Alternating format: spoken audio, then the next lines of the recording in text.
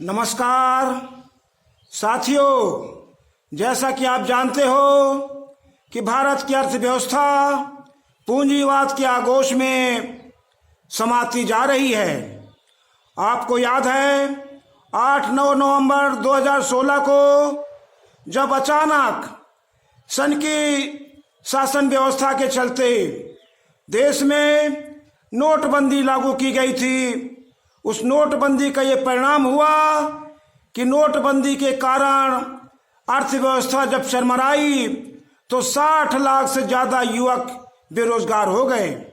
60 लाख किसी देश में रातों रात बेरोजगार होना ये भूकंप से भी ज़्यादा प्रलयकारी है। साथियों, आपने देखा नोटबंदी के कारण किसानों मजदूरों की दशा बिगड़ी, युवाओं की दशा बिगड़ी, छोटे कारोबारियों की दशा बिगड़ी। और दशा इसलिए बिगड़ी कि कम से कम 6 महीने तक लोगों को उचित, जो लोगों को मुद्रा मिलनी चाहिए, जो लोगों को जरूरी मुद्रा मिलनी चाहिए, वो नहीं मिली। बैंकों के भी हालात खराब हुए क्योंकि बैंकों के कर्मचारियों को अनावश्यक नोटबंदी के तौर तरीकों में जो है अपने समय को खपाना पड़ा।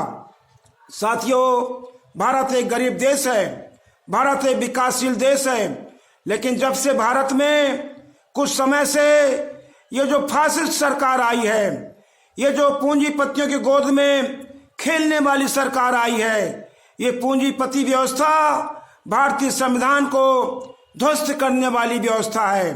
ये पूंजीपति की व्यवस्था भारत जैसे देश को, ये जो विकासशील देश है, इसमें समाजवादी व्यवस्था को ध्वस्त करने वाला है, जिसका परिणाम है चारों तरफ महंगाई ही महंगाई, चारों तरफ महंगाई। चाहे पेट्रोल डीजल की महंगाई हो, चाहे प्याज आलू की महंगाई हो, चाहे खाद्य वस्तुओं की महंगाई हो, चाहे अस्पतालों में दवा की महंगाई हो, चाहे स्कूलों में शिक्षा की महंगाई हो, क्योंकि पूंजीपतियों के कारण ये व्यवस्था बिगड़ रही है। साथियों, हमें अपने देश को बचाना है, देश को टूटने से बचाना है, देश को अखंड रखना है, तो हमें सावधान होना पड़ेगा और फासिस्ट व्यवस्था को हमें खत्म करना होगा। फासिस्ट व्यवस्था को हमको देश से खदेड़ना होगा।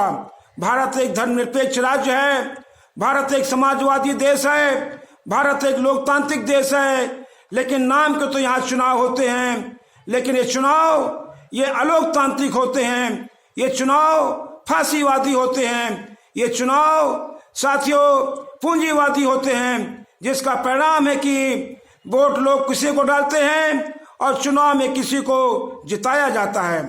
लोग बदलाव के लिए वोट करते हैं, बदलाव के लोग तैयार होते हैं, बदलाव के लोग इकट्ठा होते हैं, लेकिन वोट कहीं चला जाता है। तो साथियों, हमें सावधान होना पड़ेगा, हमें तैयार होना पड़ेगा और मजबूती के साथ, और उन सभी संवैधानिक संस्थाओं को भी हमें देखना पड़ेगा कि किन किन संवैधानिक संस्थाओं के कारण हमारी समाजवादी व्यवस्था, हमारी लोकतांत्रिक व्यवस्था, हमारी जो है धर्मनिरपेक्ष व्यवस्था साथियों डगमगा रही है।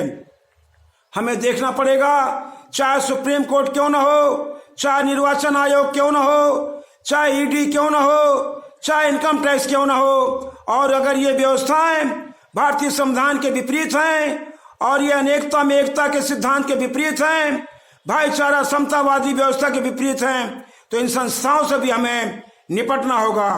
बहुत बहुत धन्यवाद। जय जन जय उत्थान, जय भीम, जय भारत।